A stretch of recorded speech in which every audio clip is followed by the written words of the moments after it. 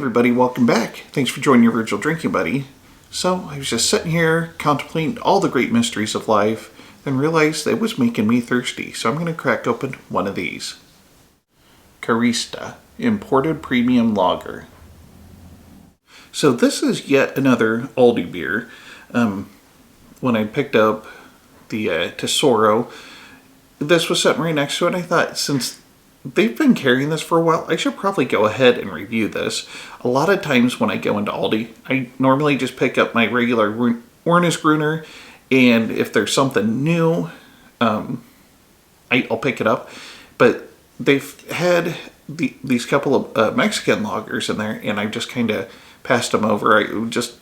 When they first came out, I think I was probably pretty busy and wasn't doing a lot of reviews. But now I've got some free time for some reviews, so here we are. Let's see, it says it's a Mexican style lager. It's an imported premium lager, quality guaranteed, 4.5% ABV, 11.2 ounce bottle. So, what is that, 330 milliliters, if I remember correctly? It's been a minute since I've had to bring that up. Oh, interesting. So this is actually brewed and bottled by BBH Larbeek, Holland. So this is a Dutch beer that's a Mexican style lager that's imported to here. That's just funny to me. Unusual government warning. Imported by Mac and Schul, Key Biscayne, Florida. So yeah, comes to us by way of Florida. And yeah, just says Carista Mexican Style Lager on the crown. I think the Tesoro was just like a plain crown.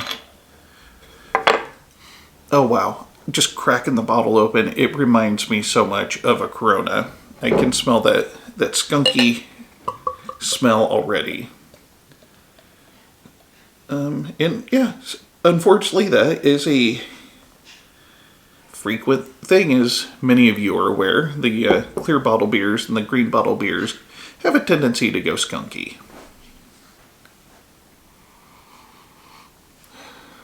And yeah, of course that's pretty much all I can smell now, so there's only one thing left to do. Cheers.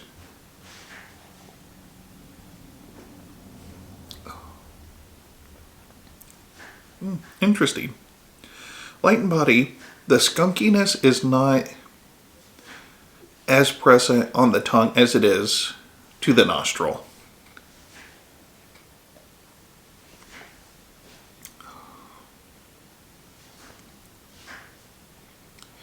And yeah, it just reminds me so much of Corona. And I suppose that's probably what they're going for. The label mimics that at a glance. Like, to see that much of it, you might even think it's a Corona. I think I paid $7.99 for this 6-pack as well. And yeah, given today's market, not a terrible price. I've seen 6-packs of Corona for like $12.99. Most commonly, they're like $10.99, maybe $11.99. 12-pack of a Corona would be, I don't know. If it's on sale, I might see it for $14.99. I see it as much as $18.99. So, yeah, save yourself some money and get this beer. Honestly, it tastes a lot the same. Very similar. I'm not going to say it tastes exactly the same, but I honestly think that if, I can only speak for myself. If I was doing a blind taste test between this and a Corona, I don't know that I would be able to tell them apart.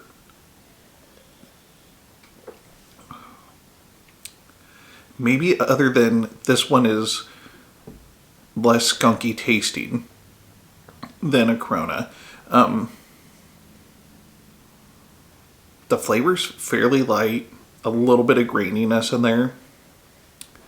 Not a bad beer, but yeah, like I said, if you're in the mood for a Corona but you want to save some money, just go pick up a couple of sixers of this. Yeah, and you might be surprised by what else you see at Aldi. A lot of their beers are like designer knockoffs, kind of like the clone from the 90s. So yeah, if you're not familiar with Aldi beer, go in and check them out. I generally get Wernesgrüner when I'm in there, but I've had a lot of the other beers that they sell, pretty much everything else that they sell. And they do, I think they have like a hard root beer in there and a cider or two and maybe even a seltzer at this point. So yeah, check them out. Oh, excuse me, how terribly crude.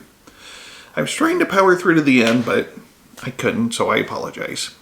Anyway, back to it. Yeah, my take on it is it's pretty much a Corona, so there you go. I hope you liked what you saw, and if you did, please hit the like and subscribe button below, and don't forget to tell your friends. And this the Malted Gentleman reminding you, you only have one liver, so use it wisely.